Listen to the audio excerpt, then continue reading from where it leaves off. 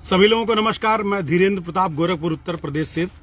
दोस्तों, EWS यानी कि इकोनॉमिक वीकर सेक्शन, ये जो EWS आरक्षण है, इस पर सुप्रीम कोर्ट का फैसला आया और सुप्रीम कोर्ट के 5 जजों में से 3 जजों ने EWS आरक्षण के पक्ष में फैसला दिया। यानी कि जो आर्थिक आधार पर सवर्ण लोगों के लिए आरक्षण है, उस पर सुप्रीम कोर्ट ने अपनी मुहर लगा दी। अब जितने भी आरक्षण के विरोधी थे, आरक्षण के खिलाफ बोलने वाले लोग थे, वो लोग चुप्पी साध लिए हैं, क्योंकि ज्यादातर आरक्षण के खिलाफ बोलने वाले लोग वही लोग थे जो कास्ट हायरार्की में सबसे ऊपर आते हैं, जिनको पैदा होते ही क्षत्रिय या ब्राह्मण होने के नाते जी हजूरी पैर छुड़वाने के लिए या बाकी लोगों से नमस्कार करने के लिए जो है एक आरक्षण मिला हुआ था, तो लोग बहुत खुश हैं। तो ये जो EWS पर यानी इकोनॉमिक वीकर सेक्शन पर जो आरक्षण पर जो फैसला आया है, उस पर लेकर के बहुत सारे लोग कह रहे थे कि आपने कुछ बोला नहीं। तो मैं इस पर यही बोलना चाहता हूं, साथियों, जितने भी लोग हैं, चाहे वो SC हो, ST हो, OBC हो, माइनॉरिटी हो, सवर्ण हो, OBC हो, जितने भी लोग हैं, साथियों देखिए, जब भी कोई फैसला होता है, उस फैसले को लेने के लिए जो पैनल बना होता है, उसमें सभी वर्ग के, सभी समुदाय के लोगों की भागीदारी होनी चाहिए। यानी कि मान लीजिए आपके मोहल्ले में अगर कोई पंचायत हो रही है कि आपके मोहल्ले में मान लीजिए कोई जमीन खाली है और उस जमीन का मान लीजिए कोई मंदिर बनवाना चाहता है या कोई मस्जिद बनवाना चाहता है, गुरुद्वारा बनाना चाहता है, या उस जमीन पर कोई स्कूल बनवाना चाहता है, तो जितने भी उस गांव में लोग हैं, उन सारे लोगों की पंचायत होगी और उस पंचायत में से जो बात निकल करके सामने आएगी, उस पर उसी के हिसाब से निर्णय होगा और फैसला होगा। यानी कि वो जो गांव की जो जमीन है, उस पर फैसला लेने के लिए गांव के हर एक व्यक्ति को का मत लेना पड़ेगा। अब जो EWS आरक्षण है, इस पर जो फैसला हुआ है, उसमें क्या हुआ है, 5 जजों ने अपना फैसला दिया है। 5 में से 3 जज EWS आरक्षण के समर्थन में थे, 2 जज इसके खिलाफ थे। लेकिन क्या आप जानते हैं, EWS आरक्षण में जो भी सुनवाई हुई है, उसमें 5 में से 5 जज सवर्ण थे, 5 में से 5 जज अपर कास्ट के लोग थे, उसमें कोई लोअर कास्ट का व्यक्ति नहीं था। अब जो 5 में से 5 जज सवर्ण थे, तो निश्चित तौर पर यह फैसला सवर्णों के पक्ष में जाना था। और EWS आरक्षण जो है, यानी इकोनॉमिक वीकर सेक्शन का जो 10% आरक्षण है, वो सीधे सीधे सवर्ण आरक्षण है।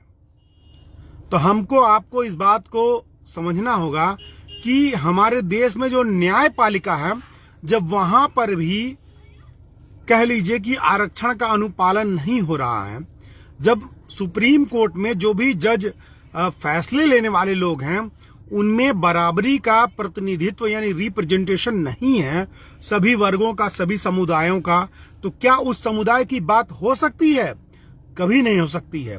5 जज थे, 5 में से अगर 2 सवर्ण होते, 1 OBC होता, 2 SC होते, तो हम मान सकते हैं कि इन जजों का जो फैसला है, वो कह लीजिए कि रिप्रेजेंटेशन के आधार पर आया है, प्रतिनिधित्व के आधार पर आया है। लेकिन कहीं से कोई भी रिप्रेजेंटेशन के सवाल पर ये जज खरे नहीं उतरते हैं, ना ही ये फैसला खरा उतरता है। आप सोचिए कि अगर मैं चोर हूं और मुझे जज बना दिया जाए मेरे चोरी के इल्जाम के ऊपर फैसला देने के लिए, और मेरे जो साथी हैं, मेरे जो परिवार के सदस्य हैं, उनको भी पैनल में शामिल कर लिया जाए। अब हम 5 लोग बैठे हैं, मेरे ऊपर चोरी है और मैं ही जो है चोरी का मुकदमे में फैसला सुनाने वाला हूं, तो क्या मैं अपने खिलाफ फैसला सुनाऊंगा? कभी नहीं सुनाऊंगा। यही EWS आरक्षण में सुनवाई में हुआ है। सुप्रीम कोर्ट में सुनवाई करने वाले 5 में से 5 जज सवर्ण थे और इस नाते ये फैसला EWS के पक्ष में गया है। अब रही बात आरक्षण की, तो जो आरक्षण की बात है, उसका आधार डिस्क्रिमिनेशन है, यानी कि उत्पीड़न है। जातीय आधार पर, वर्ण व्यवस्था के आधार पर जो शोषण और उत्पीड़न हजारों सालों से एक वर्ग के साथ होता आया है, वो वर्ग समाज में पीछे रह गया है।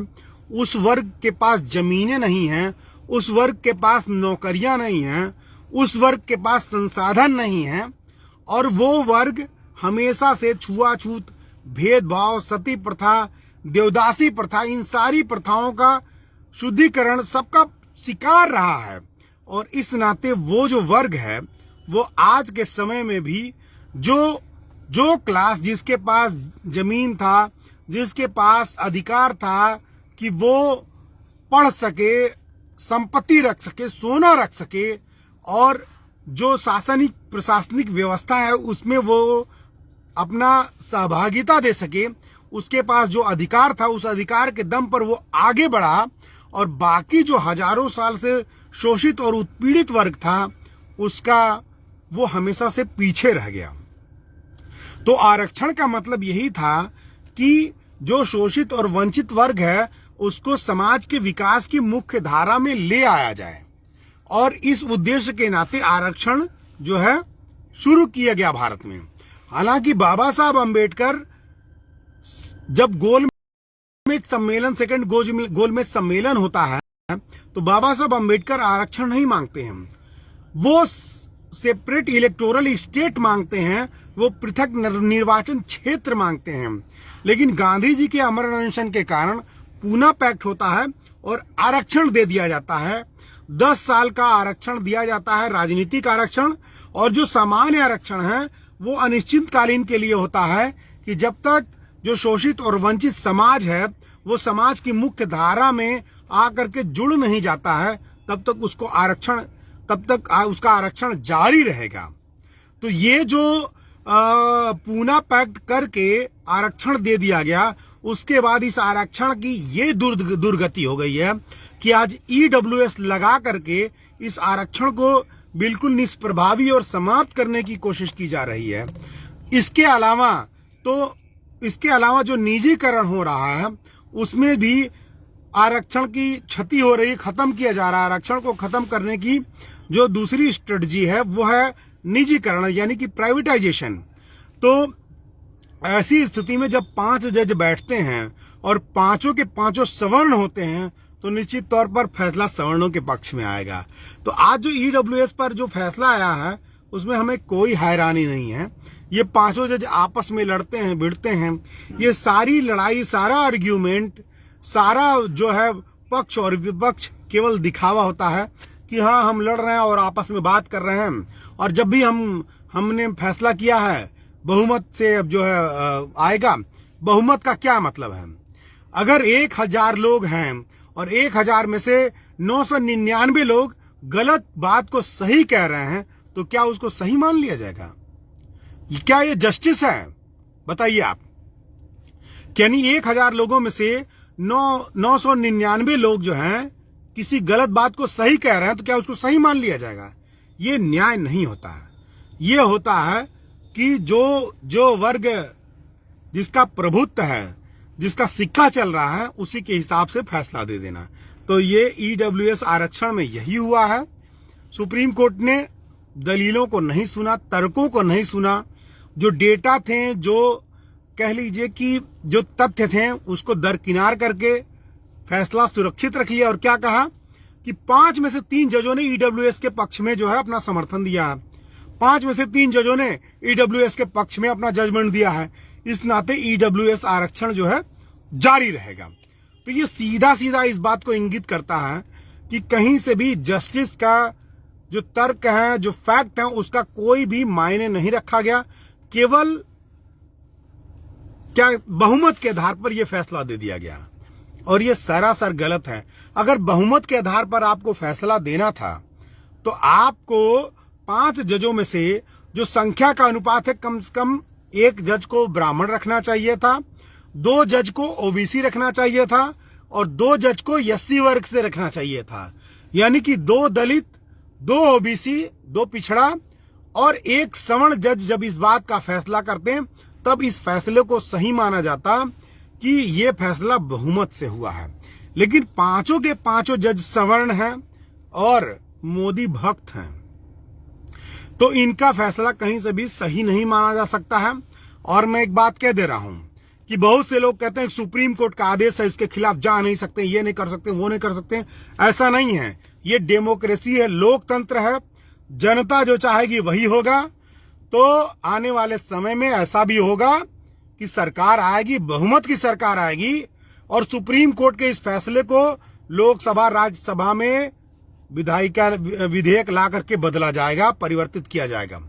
लेकिन मैं दोस्तों ये कहना चाहता हूं कि हमारे देश के लोगों को ये सोचना होगा, समझना होगा कि अगर एक वर्ग पिछड़ा रह गया, आप एक बहुत अच्छी रिहायशी सोसाइटी बना लेते हैं, उसमें अच्छी अच्छी बिल्डिंगें बना लेते हैं, अच्छी सड़कें बना लेते हैं, पार्किंग की व्यवस्था, बिजनेस की व्यवस्था, स्विमिंग पूल, थिएटर सब बना लेते हैं, खूब पैसा कमाते हैं, और आपकी सोसाइटी के बगल में 5,000 लोग नंगे भूखे और भूख से मर रहे हों, आपकी सोसाइटी का कोई मतलब है? यही भूखे मरने वाले लोग एक दिन हथियार उठा लेंगे और आप जो चिकने चिकने घरों में रह रहे, टाइल्स लगा के, मार्बल लगा के, अच्छी अच्छी गाड़ियों में चल रहे हैं ना, वो आप पर हमला शुरू कर देंगे और आपको बर्बाद कर देंगे, आपकी हत्या कर देंगे, आपको लूट लेंगे। तो इससे बचने का एक ही समाधान है, एक ही तरीका है कि सभी वर्गों का बराबर नहीं तो समुचित विकास होना चाहिए। कोई भी हमारे सोसाइटी में इतना पिछड़ा और इतना गरीब नहीं होना चाहिए कि वो न्याय को न माने, वो कानून को न माने, वो सिस्टम को न माने और हथियार उठा ले। और वो हथियार उठाएगा तो किसके खिलाफ उठाएगा? जो बड़ी बड़ी गाड़ियों में चल रहा है, बड़े बड़े घरों में रह रहा है। समझ रहे हैं बात को? तो हमको अपने देश को ब्राजील के और कह लीजिए कि टेक्सास और अमेरिका में ऐसे बहुत सारे शहर हैं, देश हैं, जहां पर लोग एक तरफ बहुत ज्यादा अमीर हैं और एक तरफ बहुत ज्यादा गरीब हैं। तो जो गरीब आराम से हथियार उठाता है, लड़ता है, अमीरों को मारता है, लूटता है उनको, और अमीर सोचते हैं कि हम अमीर हैं, इस नाते हम और अमीर हो रहे हैं। तो यही चीज भारत में हो रहा है। जो गरीब है वो और गरीब होता जा रहा है और जो अमीर है वो और अमीर होता जा रहा है। आरक्षण इसलिए बना था कि जो सामाजिक रूप से विपन्न लोग हैं, यानी कि जिनको कभी अधिकार नहीं दिया गया पढ़ने लिखने का, जिनको कभी अधिकार नहीं दिया गया कि वो सार्वजनिक तालाब में पानी पी सके, जिनको कभी अधिकार नहीं दिया गया कि वो पढ़ सके, वो मंदिरों में पूजा कर सके। अरे इस देश में महिलाओं को, ऐसे वर्ग की महिलाओं को ये अधिकार नहीं दिया गया कि वो अपने कमर से ऊपर कपड़ा पहन सके। कितनी शर्मनाक बात है। ऐसे लोगों के लिए रिजर्वेशन लाया गया कि वो रिजर्वेशन का इस्तेमाल करके समाज की मुख्य धारा में आकर के पैसे कमाए, अमीर बने। और जब कोई अमीर बनता है ना तो देश अमीर बनता है। अंबानी अडानी साले पैसा लेकर के भाग जा रहे हैं, एनपीए हो जा रहा है, और वो सारा एनपीए हम आप भर रहे हैं। बैंकों में जो भी घाटा हो रहा है ना, वो हम लोगों के खाते से अकाउंट ₹1 रुपया, ₹2, ₹10 कट रहा है ना, वो हम लोगों के खाते से कट रहा है। ये जो गरीब लोग हैं ना, इनको मुख्य धारा में ला करके अगर हम अमीर बनाते ना तो ये भी टैक्स देते हैं। एक आम आदमी जितना टैक्स पे करता है ना, जो बड़ा आदमी है वो कभी टैक्स नहीं पे करता, उतना टैक्स नहीं पे करता है। वो जितना टैक्स सरकार को पे करता है ना, उससे बहुत ज्यादा सरकार से वो ले लेता है। तो हमारे जो गरीबों की संख्या लगातार बढ़ती जा रही है ना, उससे जो कह लीजिए कि देश में जो टैक्स पेयर्स की संख्या, उनकी संख्या दिन प्रतिदिन घट रही है। तो हमारे देश का रेवेन्यू भी घट रहा है। तो साथियों, कुल मिलाकर के कहने का मतलब ये है कि 5 जजों ने ईडब्ल्यूएस के पक्ष में जो कह लीजिए कि जजमेंट दिया है, सरासर ये सीधे दिख रहा है। रिजर्वेशन का मतलब यही है कि 5 जजों में से जो भी जज चुने गए हैं, संख्या के अनुपात से कम उसमें से एक जज ओबीसी, सवर्ण होना चाहिए था, 2 ओबीसी और 2 दलित होने चाहिए थे। तब जाकर के उनका जो फैसला आता, लगता कि हाँ ये लोगों का बराबरी का रिप्रेजेंट